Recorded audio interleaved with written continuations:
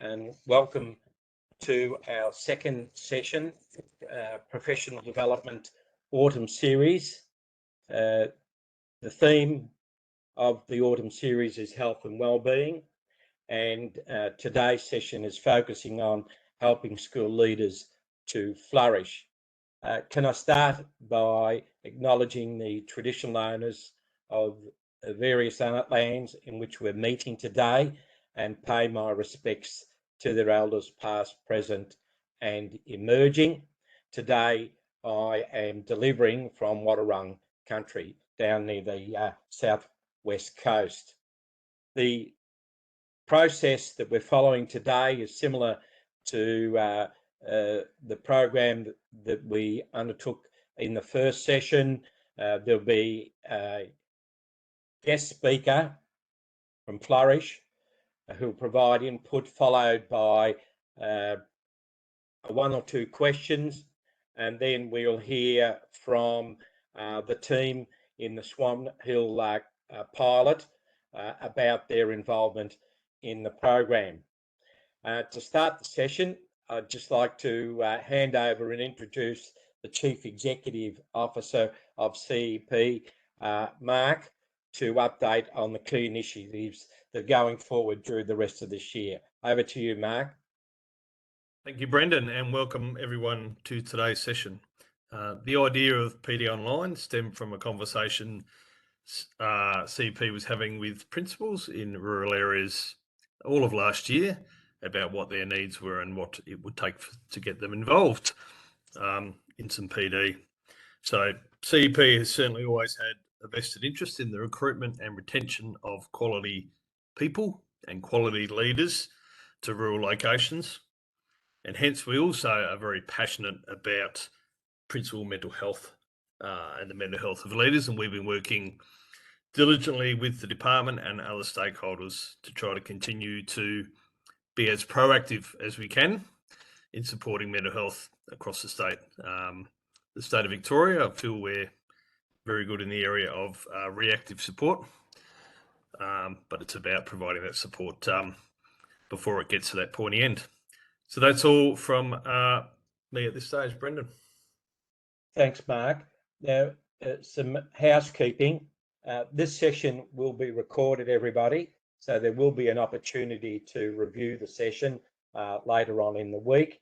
Now, if you have a question or two, please record your questions in the chat section and we'll monitor the chat, and if we have time we'll respond to those questions, and if for some reason we can't get to them today, then we'll certainly follow them up over the next few days. And just want to confirm the session will certainly be concluding at 5 o'clock. We've made that commitment and we'll keep to that commitment. Now it's my pleasure to introduce Morris. Morris is Program Manager who will be introducing our speakers today. So over to you, Morris. Thanks, Brendan, and it's lovely to see so many people in our session again this afternoon. This is really exciting to have this particular person as our guest speaker, and we'll be hearing from obviously Martin, Jodi and Phil a little later on as well. So it's great to have so many people on board. Dr. Adam Fraser is the founder and facilitator from the Flourish movement, and Dr. Adam Fraser is a peak performance researcher who helps people strive to achieve better performance in everything that they do. In his time, he has worked with a whole range of people, including elite athletes, sporting teams, special forces soldiers and business leaders. So huge diversity there. What's particularly unique about his research is that it focuses on how do people go beyond their potential without the collateral damage that normally comes with elite performance. So without further ado, I want to introduce you to Adam. Just on a side note, I think Adam lists a couple of his passions as car racing, going to the gym and heavy metal. So I hadn't realised that before. So I didn't prepare a Metallica background, or I actually thought Adam might have a Metallica t-shirt on, but he hasn't. So anyway, over to you, Adam, and thanks for joining us. Thanks, Morris, for that quite different introduction. Hello, everyone. So just to build on what was Morris Morris was saying is that for the last 25 years, I've done research into the area of human performance, but also well-being and mental health. We're running a number of initiatives with various groups. We're working with police, we're working with paramedics, St. John Ambulance, around how do people sustain their roles and prevent burnout. Now, about 8 years ago, how Flourish came about is I'd presented at a number of education conferences over the years, and there was a network meeting down on the south coast of New South Wales around Kiama, Shoalhaven area. And there was a network meeting, and the department had come in and presented a number of sweeping changes that were going to happen in primary education. And about 4 principals got up and went outside and literally were in tears. And a very proactive principal on the South Coast, Bob Willits, went out to comfort them, and a few of them said, I'm just done. Like, I just can't take on any more change, any more pressure. And one of the principals down there, a guy called Greg Wells, said, what we've got to realize is the cavalry isn't coming. Like, we're waiting for someone to rescue our well-being, and it's just not happening. And he said, we've got to do something ourselves. Now, they actually phoned me. I met with them, and we designed Flourish together. And one of the greatest things about this project is that I brought Deakin in, and we studied this group of principals in detail, and then we presented that research back to them. And then as a group, we sat down and designed this program together. So this was designed with the people who sit in the chair. And I see so many programs where a consultant who's external does all the design and applies it to the group, and the group don't get that input. And the thing about Flourish is that this was designed with the group. Now, in terms of, I'm just going to put up a couple of slides. So we sat down and went, well, what are we trying to achieve here? And what we said from the outset is that these are the things we want to achieve. Like, obviously, we want to look at well-being and burnout. We want to improve their performance. We want to help them rediscover the love for the job, but also, you know, get better outcomes in their school. And the last one there was a number of them said, we want to leave a positive job legacy, because we've got a lot of APs and DPs who don't want to step up into that role, or teachers with a lot of potential who don't want to step into the role because they see the impact it has on me. And also, if you type school principal into Google and click news, these are the headlines you're going to be greeted with. And part of Flourish was to have a more positive narrative about this role and people's ability to do the role. Now, as I mentioned before, one of the key things we do in Flourish is research at the start, but also research at the end. So we measure what has changed over that time. Now, in terms of our program, it goes much deeper in the research. Most of the studies that are done on you as a group are mostly survey-based. We use survey, but also we get people to do a 10-day diary study where they're prompted at different points of the day and they're asked a number of questions. Takes about 3 to 4 minutes to do 3 times a day. Now, most people, when they start the research, go, oh my gosh, I feel like doing this diary study, like I want a hole in the head. But by the end of it, they said, wow, that was really insightful. I got an understanding of where my time went, how often I was interrupted. So it gave them a lot of information and data on themselves. And then the third part of the research is they sit down with a researcher from Deakin University, and they just are interviewed to get a greater understanding of the data that we've collected. So we do that at the start, and at the end, we do a survey and a much shorter diary study. So because of this, the data set that we have on school leader wellbeing is one of the most detailed anywhere in the world. You know, almost 1,000 people have gone through this program, and you know, from various locations, rural, metro, remote schools. So it's a very diverse data set as well. Just one thing, we actually won an award from the Academy of Management. Flourish won Best Global Project for 2020. And yeah, so we were very chuffed about that. Now, in terms of how it's structured, as I said before, we do the research pre and post. And then what happens is you have 4 workshops, 1 per term. Now, the first workshop looks at recovery, and this is about well-being. How do you manage stress? How do you sustain yourself? How do you look after yourself? And what we talk about is different strategies to do that. The second workshop is called Living Above the Chaos. And this is all about how do you manage your external world. One thing about being a school leader is you have so many stakeholders. You got so much urgency. Everyone wants you and it needs to have it now. So you get so many interruptions. And on average, we show the average school leader is interrupted about 60 times a day. And what we start to look at is how do you run your school in a way where you get less interruptions and you get more time to focus. The third one is about controlling the voices.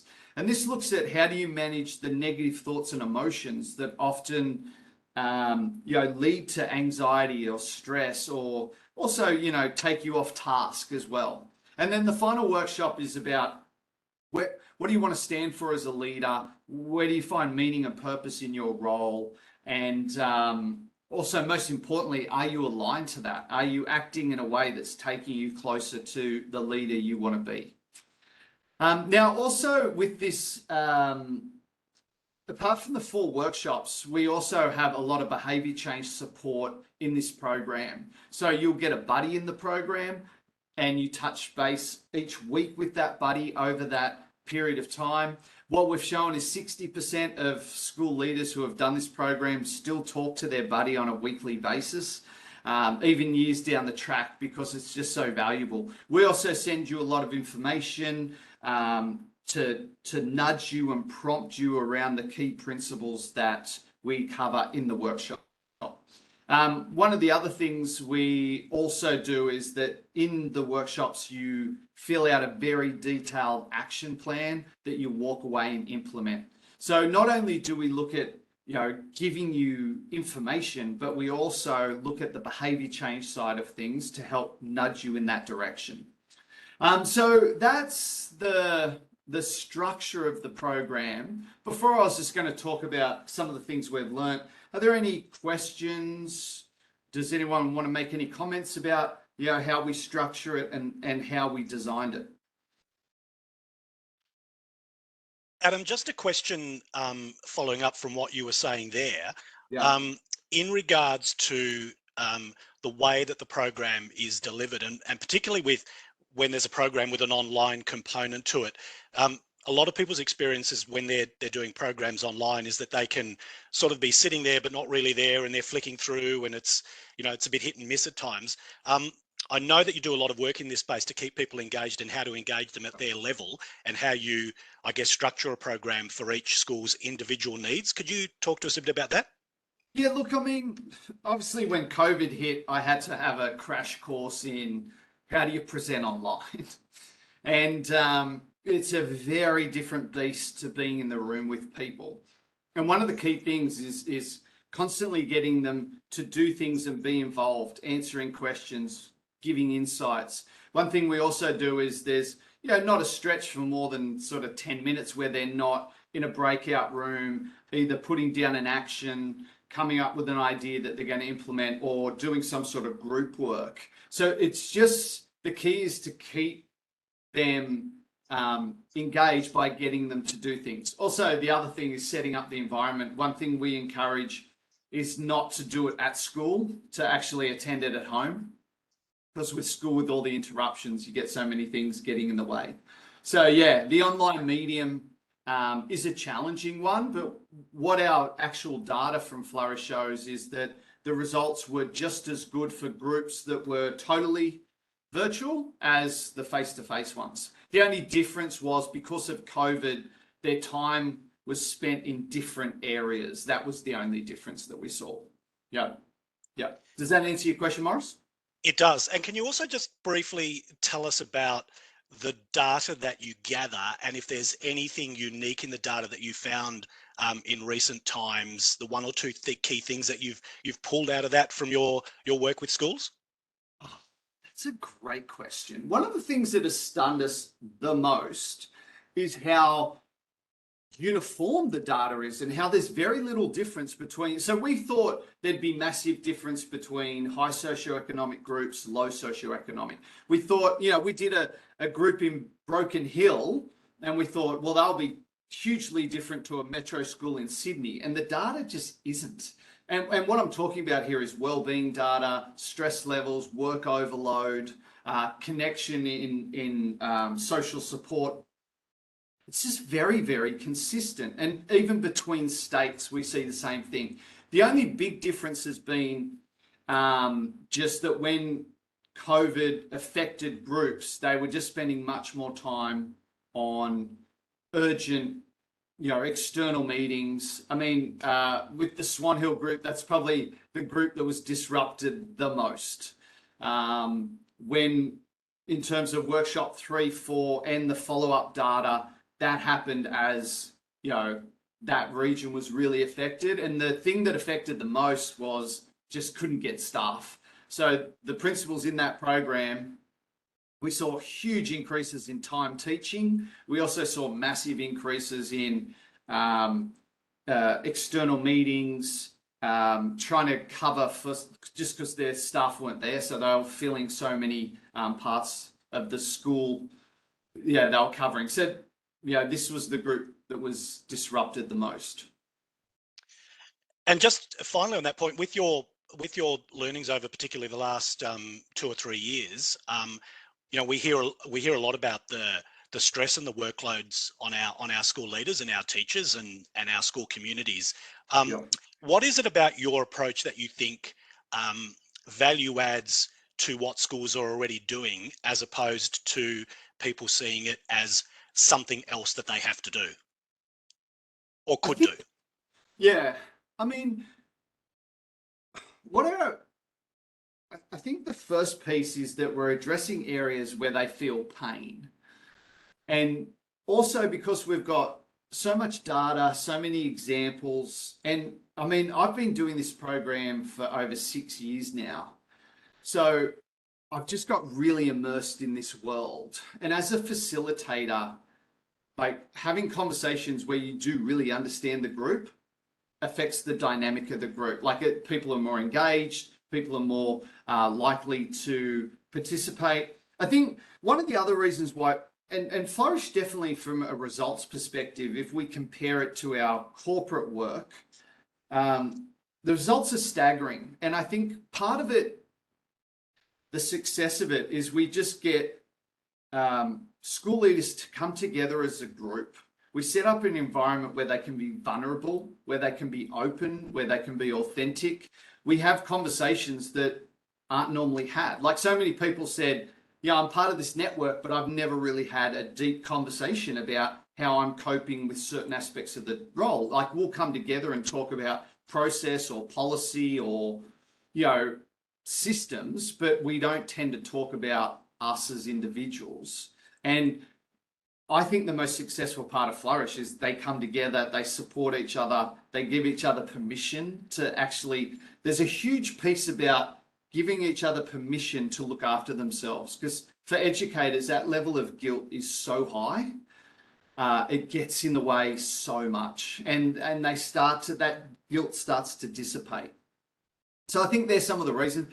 Also, I don't want to this might sound a bit wanky, but like, you guys have a BS detector that's really fine-tuned, and like I've genuinely fallen in love with this project, and I like working with you as a group, right? You got a really great blend of you're bright and intelligent, but you're also humble and open. And so often with corporate groups, the bright and intelligence ones are sitting there going, just try and teach me something, where you guys have that openness and curiosity. So I think they can sense that I genuinely care and I genuinely am invested in the program. Yeah. Thanks for that. And we will and should have some time a little later on to follow up with any questions that people might have. If they want to throw them in the chat or put their hand up and stuff, we can get to that. Yeah. It's probably time just to give Adam a little bit of a break and introduce our next three people who will be able to speak from their experience, I guess, on the ground, and to give us a real insight into what's been happening in the Swan Hill area. And we have Marty Gray from Boga Primary School. We have Jodi Walters from Swan Hill Specialist School, and Phil Cox from Beverford Primary School. So I'll hand it over to you guys. I think you might all be together, so I'll just pass on to you, and you can start to share your thoughts and insights. And thanks for being with us. Hi everyone, and welcome. And yeah, it's Phil and Marty and myself from the Swan Hill group. We had the privilege of working with Adam right through the middle of COVID, and I've been pretty open about this with Adam. When I got the thing, I thought, oh, here we go again. Someone's going to give me some PD and it's going to fix it, and I'm going to be, have no more stress in my life.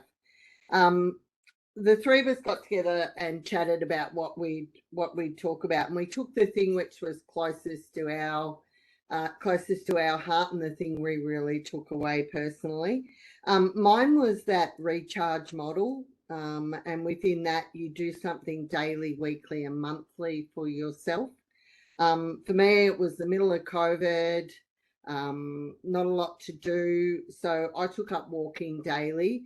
And just having a walk for 45 minutes or so, headphones in, either listening to a podcast or a trashy novel or whatever else you wanted. And I did that on my own. That was my calmness. That was my don't talk to me till I've done this. And then weekly, we gave ourselves, three of us, permission to meet together for breakfast once a week. And we met there, we took some work, but we tried to, as Adam said, take that shift from the physical work stuff to the emotional work stuff. How are you doing with this? How are you feeling about that? And finding a way to support each other through that. Of course, that grew to a text group, and there's a lot of garbage that flies back and forth between the three of us, but it's that point of sanity. And I also said that I'd go home a day early, one day a week. So I generally look after my granddaughter on a Thursday. She gets dropped off at 3 o'clock. We hang out here for a bit and chat to people, and then we go home, and I belong to her for a couple of hours a week. The monthly stuff, the big day of no responsibility, I've learnt to get back to my art, and I'm now taking art courses and doing the stuff that used to be really part of me that I lost as a mother and a boss. But I'm sort of grateful to the project to make it okay to do all of those things that I think anyone who's a nurturer, as many of us are, finds it hard to allow ourselves that time. But that's what the program's given me. Marty? Yeah, hi everyone. I'll just speak quickly about the third space, and I suppose it's something that I've always enjoyed but not really thought about. Originally, it was the third space was the drive between home and school, and then on the return trip home, so sort of that 10-15 minutes.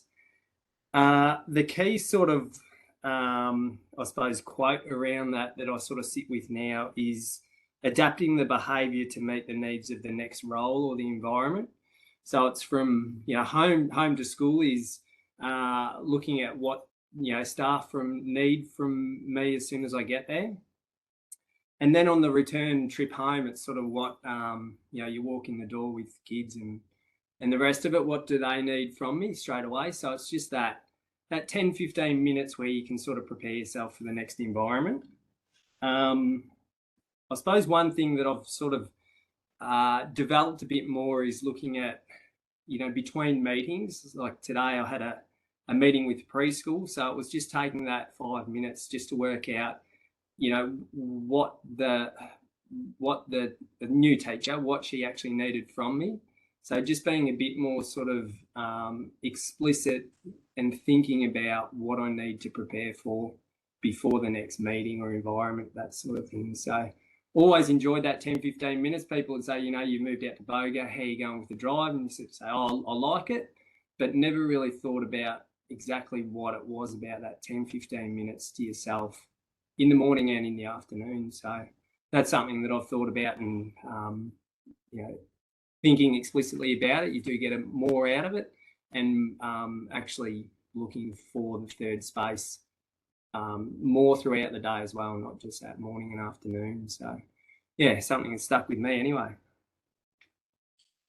Thanks, Marty. Yeah, Phil here from Beverford. Mine was about the living above the chaos. And as most of you guys are probably principals or leaders of small schools, you sort of become the unofficial mayor of the town and the parent counsellor and everything. And some of the stuff that Adam really introduced made massive changes to me and how I feel in my position.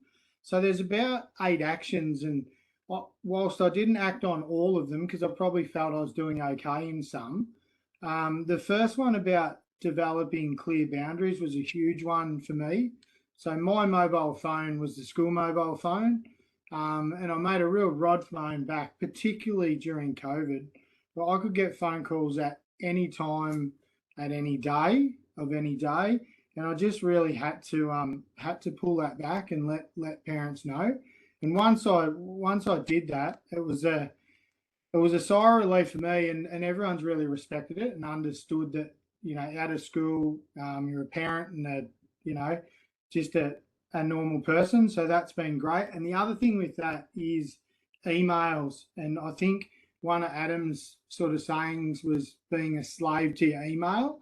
I reckon as a new principal, a young principal, I was exactly that. And simply taking the notifications off my phone. So my phone beeping and I look and there's 6 emails, and checking them when I'm in the lounge room or having a kick of the footy with my kids. I just wasn't present sometimes for my family. So that's been huge. The other thing, and I know another principal's doing this, is when you're in your office and you've got a bit of a block of time and you're having a crack at the AIP or whatever it might be, is actually close your emails so it doesn't ping up on your screen and that's suddenly a distraction for you, something you can deal with later. So that's just the tiniest little strategies, but they make a huge difference. I'll be really quick, but another one was about inserting bright spots into your day. I'm really fortunate, just work at a great school with great staff and great kids, and I teach most days, but I love getting into the classrooms just when the other guys are doing their stuff. But for me, it's visiting the Prep 1 classroom, particularly this year. We've got a young girl in there with an intellectual disability, and she sort of thinks that I'm a bit of a rock star as the principal. So getting in there and seeing her just certainly warms your heart, and certainly gets rid of some of my sooky things. And probably just that delegating work. I've been guilty of being a bit of a micromanager as a principal of a small school. You feel like you should have your finger on the pulse of everything, but that's really nonsense. Like I said before, I've got a great team, and now I certainly really trust them to do what they've got to do, and they certainly do it well. So, but I don't want to sound like I work for Adam, but this program's single-handedly, made the biggest difference to my ability to look forward to staying in this job for a long period of time. And we've got too many principals that are jumping ship because it's too hard, but this certainly is a way to support us through the difficult job that we've all got. So yeah, thank you. Yeah. Thanks for that. And it's always good to get the different perspectives from those on the ground who are living, breathing, and sharing it, and the person who's created it and brought it all together and is delivering it. So thanks to our 3 school-based people for sharing their story. Got a couple of questions in the chat, but I think, Mark, did you have something you wanted to just throw in there for a moment? I was just going to add, I was very fortunate enough to interview around 20 principals who'd been involved in the program within the last 2 years of me interviewing them. So different range, and just sort of share just very quickly a couple of things that stuck with me, and along the lines of what Phil was talking about there, and probably more Marty. In regards to the third space, one principal actually used to change their clothes at the end of the day before they got in their car to drive to take the work off them. Another principal picked a town about halfway between school and home, so each trip they would mentally say, this is the town where I stop thinking about work or allow myself to think about work. There was a young principal in their first year who said she couldn't believe this principal who had 30 years experience as a print was actually still feeling the same doubts, having the same reflections that she did. And that was just really enlightening and comforting to think someone that she put on a pedestal actually had the same troubles in the role as she did. That was just really comforting. One of the principals spoke about the program really helped them in regard to how they dealt with emails, and Phil talked about that. One actually used to take his laptop to a location where he didn't have Wi-Fi and not switch it on and just sit there and work so that it couldn't get those emails. That was another solution. We had a principal who actually, he must have been a president of a football club. He actually said the program saved his marriage, which is pretty good feedback, Adam. So I'll take that one. Yeah. And that was really just a summary of the principals, mainly in New South Wales, that I came across, Morris, who exactly said what Phil said, that a lot of them had reluctance to start, and maybe a couple even went in not quite kicking or screaming, but certainly thought this was something else they had to do. And the impact that it had on their lives, not just at school, was pretty remarkable. So I just wanted to share that.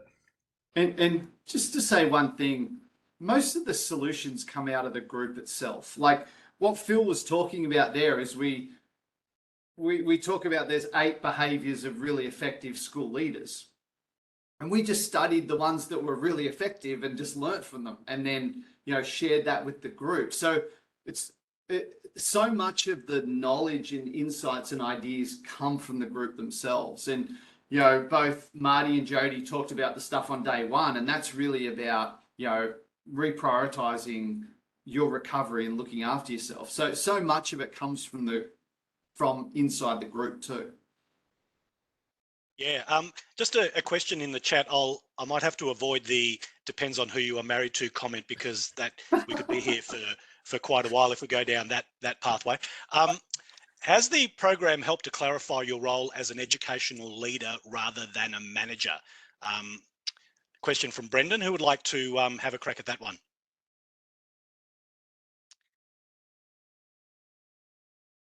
Yeah, it's a yes and no question, that one. I suppose the program has made you self-aware, which then allows you to support your staff to be self-aware.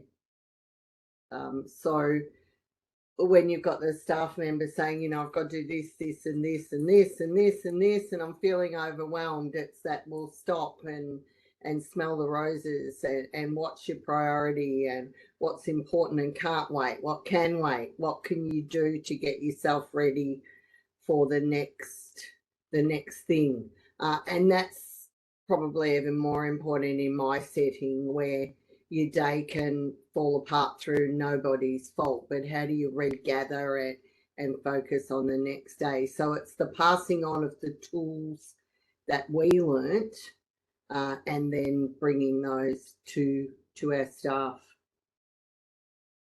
Probably that. Phil and Marty, have you got? Oh, sorry. No, you're just probably that prioritising stuff too, Morris. And one of the actions in the living above the chaos stuff is take time to connect with people on a human level, and it's about how we all get bogged down with the compliance stuff, but making sure that we are making time to be around our people, not just supporting ourselves, but supporting the others around us on that human level. I think really hits that pretty well. And just to answer that, Morris, if you look at the slide, these are some of the results we've seen from 1,000 school leaders. or close to 1,000. What we also see is the time they spend in strategy, coaching, leading, teaching and learning, research goes up, and time spent in conflict, crisis management starts to reduce. And the reason for that is, exactly what Phil's talking about. They're being more proactive, and what Jodi was saying is prioritizing the things that really make an impact to the school. And when they start that proactivity, the crisis and the having to put out fires all day starts to diminish. So that's part of it too. And actually, one of the biggest things is most school leaders just didn't know where their time went. They're so busy. When we got them to predict how much time they spent in an area, they underestimated how much admin they did by 200%, and they overestimated how much leading they did by 70%. So it's just, as Jodi was saying, that self-awareness of, wow, this keeps dragging me off course. Adam, can I ask you just on the question that Brendan also popped in the beginning there about the program helping to use and develop the whole area around emotional intelligence? Can you give us a bit of your thoughts in that area? Yeah, I mean, this is the focus of day 3, and it's really understanding, the impact of our internal narratives and our emotions have on us, and just developing our self-awareness of, wow, in this situation, or when I get criticized by a parent, I tend to retreat and not follow my school plan or not try and be innovative, and I tend to kind of retreat into my shell. Whether it's with this certain staff member, they really push my buttons. It's just getting them to understand their narratives and emotions. And even what Mark talked about before, where on day 3 we get people to share what are the thoughts and emotions that hold you back. And we do it as a group, and what comes out of it is people go, oh my God, we've all got the same fears and concerns. Like, we all have the same doubts, and that's very empowering to go, well, yeah, I might have that doubt, but that doesn't mean I can't, be successful in the role or sustain a career in the role. So it really looks at trying to change your relationship with your emotions from, that your emotions are data, like they inform you about the world, but they're not directives. You don't have to follow them. So it's being led by your values and your emotions rather than your thoughts and emotions.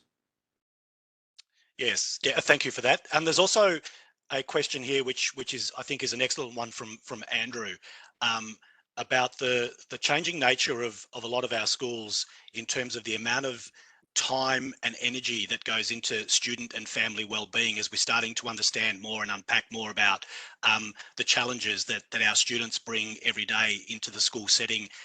And it's a safe setting, so we see everything play out in a school setting, and some of the challenges with navigating families with complex issues and stuff. So just that challenge of balancing that in a day. I don't know whether the 3 school leaders we've got are able to share maybe their experiences with navigating that, and then perhaps Adam might like to have a crack at it as well. Is there something that you can throw into that from a school's perspective?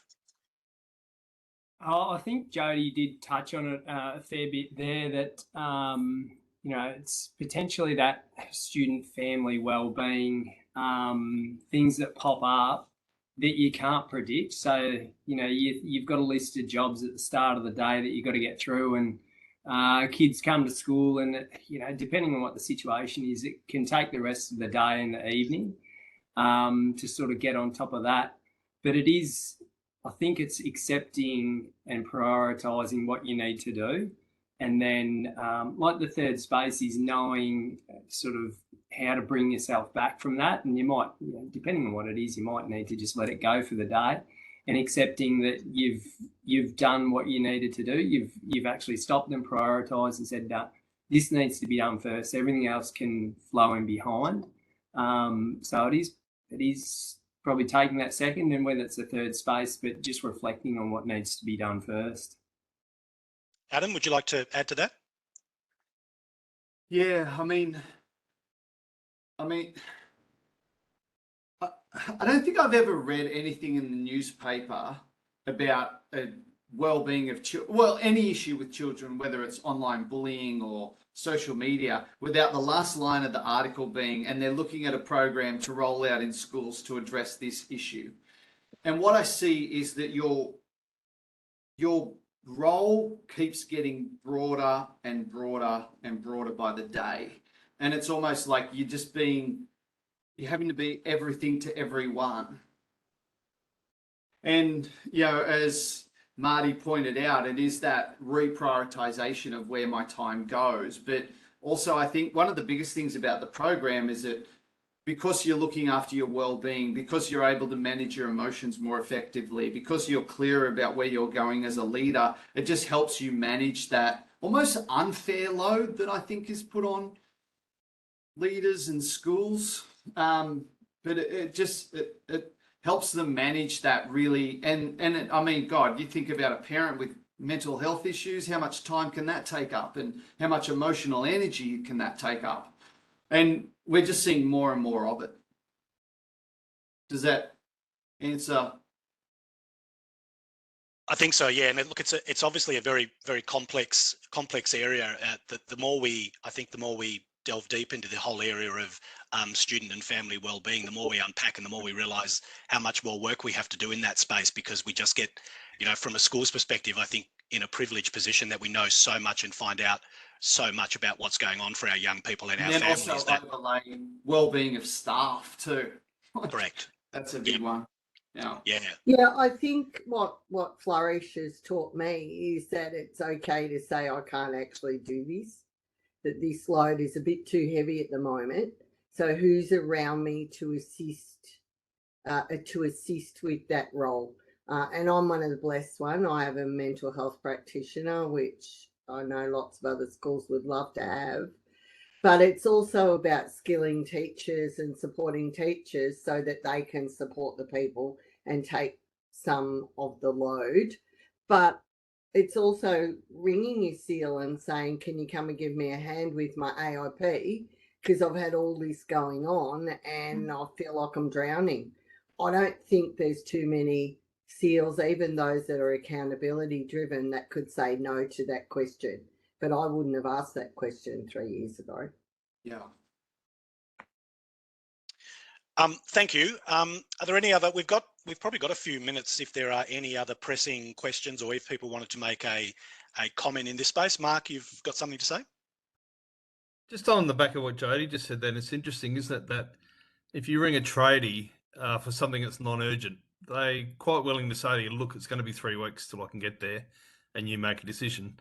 As a principal, we're very loath to say, look, I'm really not going to be able to get to that this week. It's important, but it's going to be next week unless you want to try and deal with it yourself. We're very reluctant to say those words, and it makes you reflect that maybe there are times when we could, and it actually would be received okay. It would show that you are human. Yeah, and Mark, no one walks into a GP and goes, I want to see the GP now. And part of day two is that, do I respect my own time? You guys are very well educated professionals with incredible skills. That respecting of, I can't drop. Yeah, there are some things I'm going to drop everything for, but not consistently. Jason makes a comment in the chat about feeling that being mainly performance driven. How do you incorporate that in your, I guess, process? On that as well. Jason, did you want to share? Just reflecting as you're talking there about your tradie and all the rest of it. Within a small school community, within a small community, the first question that ever gets asked of me, and I'm sure some of the other principals agree, is how many students you got at the school. It's not how did you do in your NAPLAN or what's your reading results or anything like that. And part of that becomes when someone shows up with an issue, you feel shit, like they're so tempted to just go, well, stuff you, I'll just take my kid somewhere else. We'll go. Or I don't know, and I wonder how much that is true, or that whole performance driven, student number driven is the thing that's coming into the forefront of my mind then. Adam, how might that work in with some of the work that you do? So what's the specific question? Yeah, I was just reflecting. There's no specific question. I was just reflecting on some of the other comments, really. And I suppose really wanting to get out of that mindset of I can't say, oh, we'll deal with that in a couple of weeks, or so for me, it's trying to find those tools that I think some of the other people have already spoken about, tools that you within your program that could help me go, let's bench that. This is the priority at the moment. I can't fix everyone's problems. Yeah, and look, Jason, it's a really great point around. I mean, context is king, and it depends on your situation in your school. And Phil talked about day 2 and how do we be more effective. One part of that day is we go, all right, as a group, what have we missed? Like, what's the stuff that where is there a gap here? We've got a program that we're teaching you, but what has been missed? And what happens is people bring up points like you just brought up, and the group work together to go, well, how do we approach this, or how can we change things to suit this context? So and part of the program is also to challenge you and make you think, well,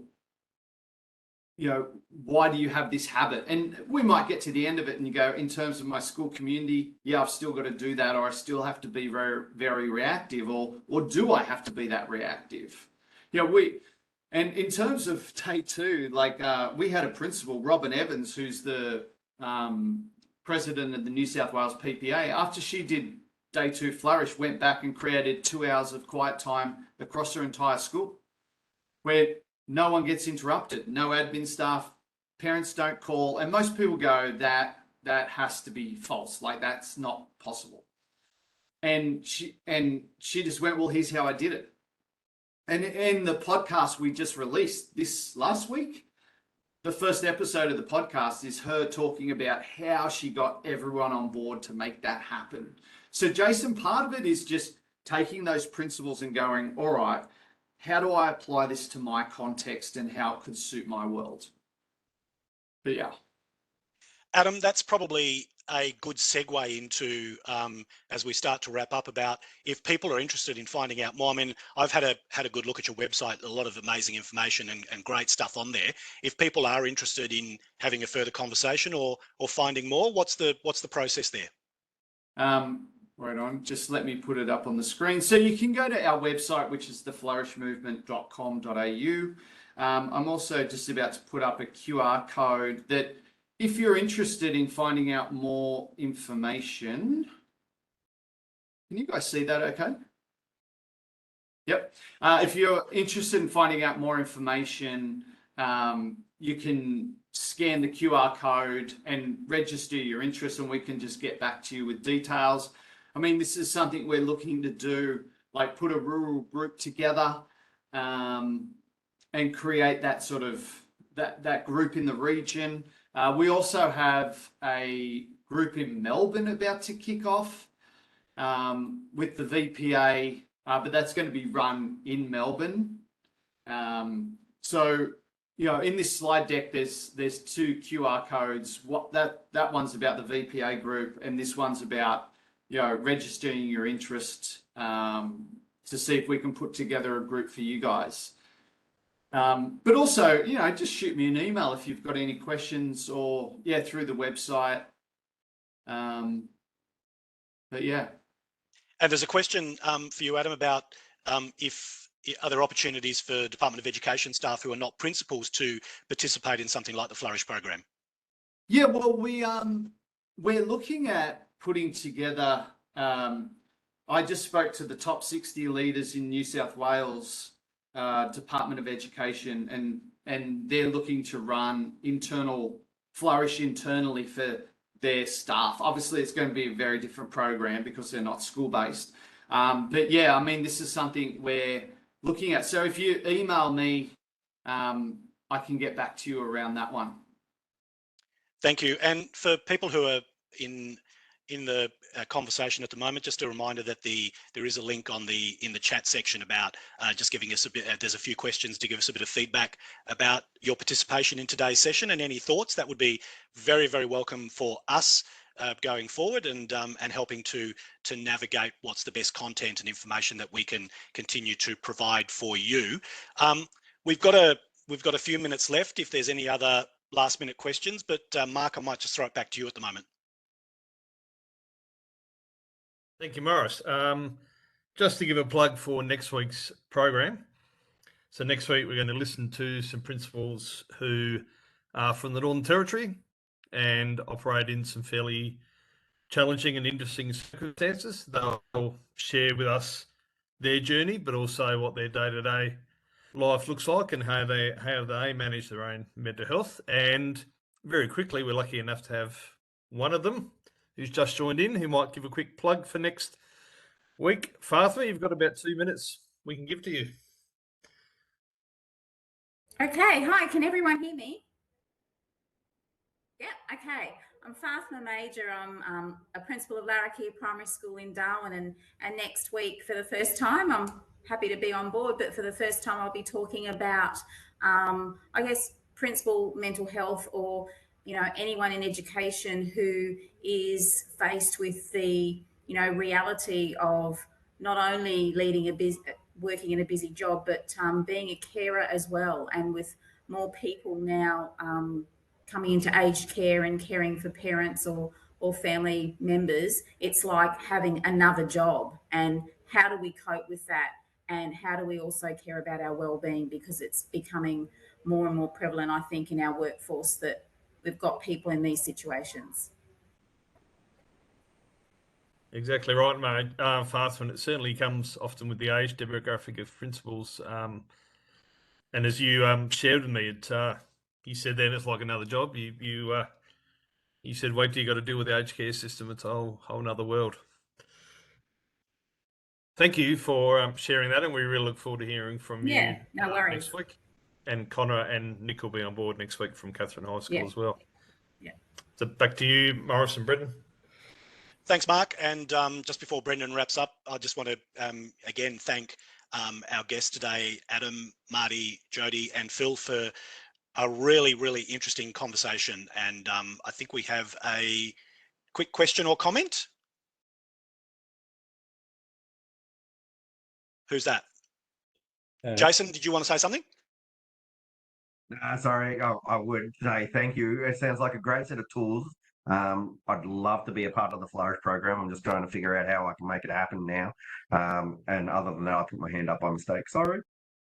That's okay. Thanks for participating. And yeah, thanks to our guests. And I'll just hand over to Brendan to wrap it up for today.